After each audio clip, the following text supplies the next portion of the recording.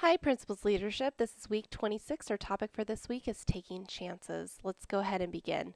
Here's a couple of quotes. The first one is by Jim McMahon, who's a former professional football player. He says, yes, risk taking is inherently failure prone. Otherwise, it would be called sure thing taking. And the second one by is Erica Jong, who's an American author. She says, and the trouble is, if you don't risk anything, you risk even more.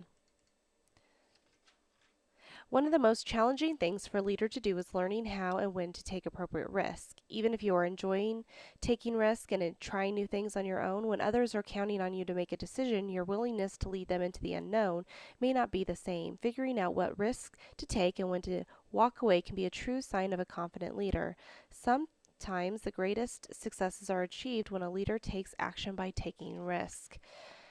I dare you to. Ever since you were little, you've probably heard these words from friends or other kids. Maybe some grown ups told you to ignore such challenges. In many cases, this is good advice. When you're a leader, though, taking risk may be necessary. Taking risk means being open to the unknown, positive and negative.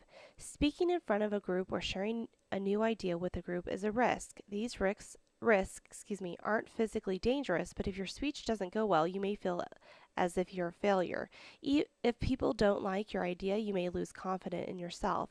A risk is positive, the outcome is likely to be successful, and negative, it's more likely to prevent success. When you take a positive risk, you show others your leadership attitude as well as what you care about and your willingness to try new things. You can learn to set goals and face challenges. In the process, you'll learn more about yourself and others on your team. For some people, trying something without knowing for certain the outcome is very unsettling. For others, the excitement of doing something new or different outweighs everything else. Even if you feel like a bundle of nerves, if you're not comfortable taking the risk, sticking with things as they are maybe better. Yet sometimes not taking a risk is the greater risk because you won't ever know what could have been possible. And I said on here, personally, I've taken several risks in my life. For example, dating, several risks, getting married, having a baby, job choices, higher education, etc. What would my life be like had I not taken these risks? What about yours? Is the risk worth taking? To help decide if a risk is right for you or your team, here are some general questions to think about. Would trying something new help solve a problem, or is it just something that might be fun to try? Will taking the risk help or hurt anyone or anything? Will taking this risk support or break any laws or programs or school policies? Are there small steps you can take to try out the new idea before risking too much? Are you willing not to take the risk if others prove or convince you that it isn't worth taking? Be specific with yourself and your team when thinking about taking a risk. In taking a risk, you'll also want to consider a few final things, including can you identify steps to make it positive?